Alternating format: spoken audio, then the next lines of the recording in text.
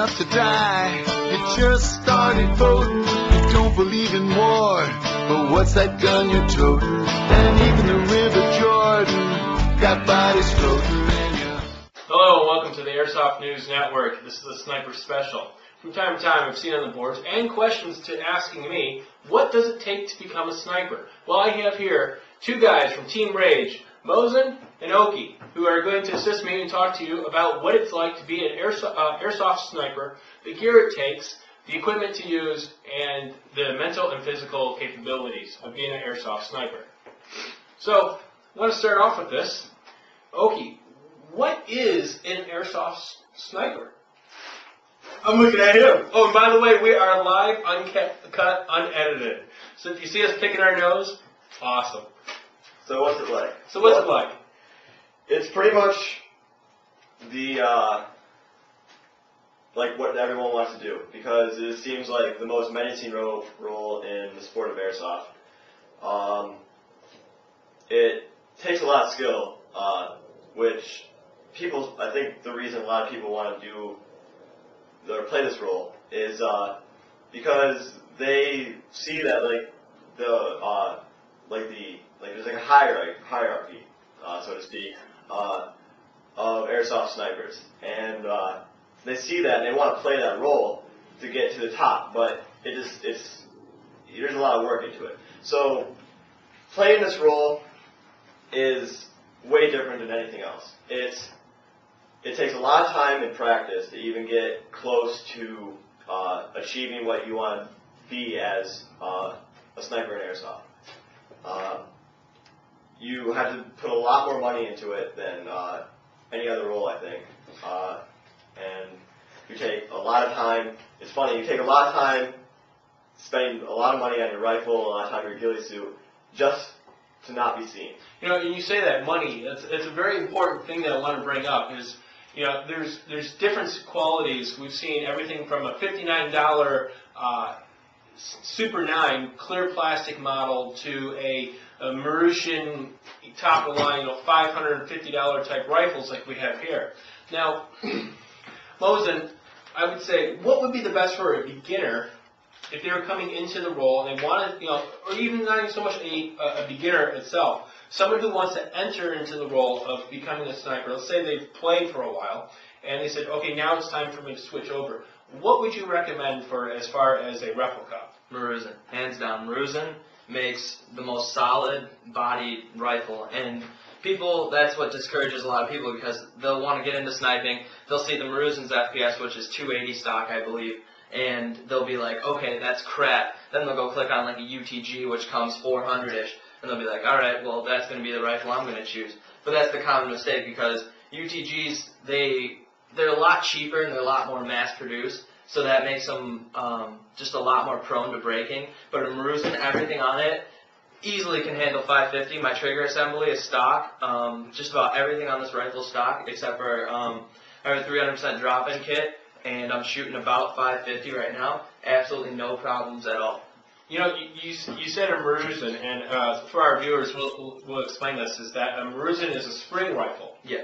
And there are gas and springs. Now, obviously, I believe you chose a spring rifle because we are in Michigan, and as behind me in the window, we have snow on the ground. Yeah.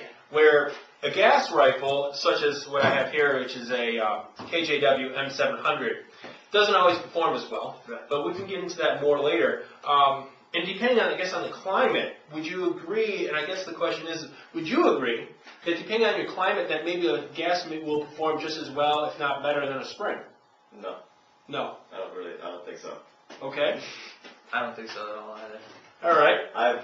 I believe that, and I know you're going to say it differently because you run with a gas rifle, but there's no way I don't think that a gas rifle can become as consistent as a spring rifle.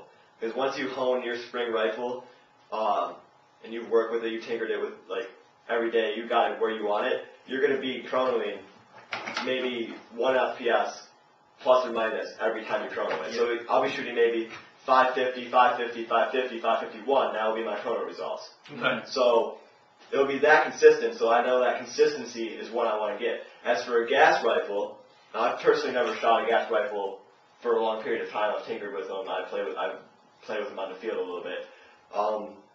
It's that inconsistency that a gas rifle is known for, I think, that draws more people to spring rifles. Because with a gas rifle, you're going to get a chrono maybe the first time 280, maybe, because the mag is cold from the propane.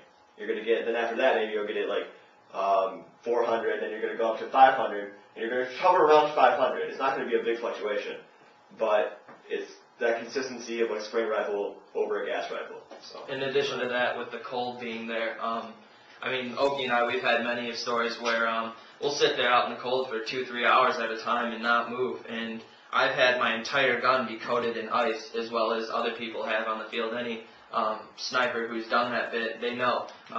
You start getting some snow on it, the snow starts to melt, and then quickly turns right back into ice. And there's no way with gas being completely coated in ice that it'd be able to shoot even hot enough to make it to your target, which is why, especially in Michigan, we prefer springs. But if you go into like a warmer climate, like down south or out west, then, you know, a gas you should have no problems with. All right. And for our viewers, if you would like to reply with a video, and we can post it on our podcast here, and I'm sure there's going to be a few of you out there that want to disagree, but send us your views, your comments, and your reasons why, because obviously we do live in the northern states, and, you know, it's going to be different than, say, Florida or Georgia, or if you're over in Europe somewhere and you're down in Italy in nice warm spots.